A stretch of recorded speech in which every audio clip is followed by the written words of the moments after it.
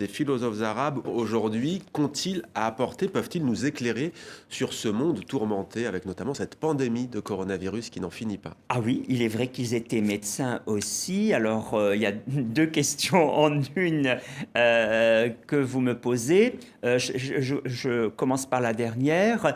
Ils étaient très sensibles à toutes les questions relatives à l'air, à l'environnement, à la santé.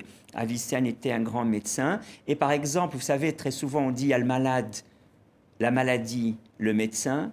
Avicenne ajoutait l'entourage. Ouais. Donc ça, c'est un enjeu très important, 4 éléments. Et pour la pandémie, eh bien, la réflexion sur l'air sain ou malsain était essentielle. Je vous donne un exemple. Les hôpitaux, quand on les créait, pour arriver à les créer dans des endroits sains de la ville, on suspendait des viandes à des lieux différents de la cité, et là où elle pourrissait le moins, Ouais, l'air on était installait. meilleur. Ouais. Donc vous voyez, mais ça vient de la tradition hippocratique, où la santé est en symbiose sans Ouais. cesse avec l'environnement. Au-delà de ça, au-delà de la science, de la médecine, on sait que le diagnostic aussi a beaucoup évolué à cette période, diagnostic Oui. médical.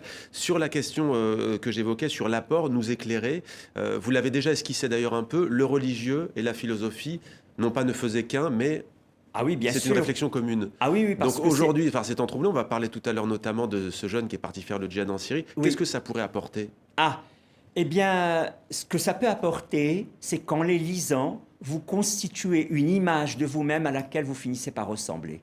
Et ressembler à une image par sa lecture, c'est de se rendre compte comment ils ont argumenté sur fond d'une religion inspirée. Je distingue entre un texte d'inspiration, le Coran, et un texte d'argumentation, la philosophie, et ils n'ont pas considéré que ça bifurquait.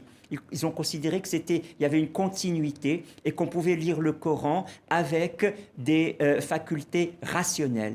Et donc, si on investit le texte sacré avec sa raison, non pas pour dire qu'il est un produit de la raison, mais qu'il est compatible avec la raison, Ouais. eh bien, nous en avons véritablement besoin parce que c'est un texte magnifique. Ouais. Et dans cet héritage précisément qui renvoie à 1,5 milliard d'individus à travers le monde, eh ben, d'insuffler un peu de raison dans la lecture d'un texte inspiré, Ouais. ma foi, je vous assure que vous constituez une image de vous-même Ouais. à laquelle vous cherchez à ressembler parce qu'elle vous grandit. Une dernière question sur Ibn Arabi. Vous Oui. citez Ibn Arabi, le soufi qui a fait le voyage de l'Andalousie vers l'Orient. Il est né à Murcie, en Andalousie. Il est mort à Damas. Oui. Le mystique prolixe qui a fait accéder le monde andalou à un nouveau type de savoir. Mais il est aussi le contemporain d'Averroès avec lequel il aurait eu une entrevue. Que s'est-il passé? Que se serait-il passé? Voilà. C'était Il y a- deux chocs. Oui, il y a un décalage Philosophique. générationnel. Donc, Averroès avait l'âge de son père.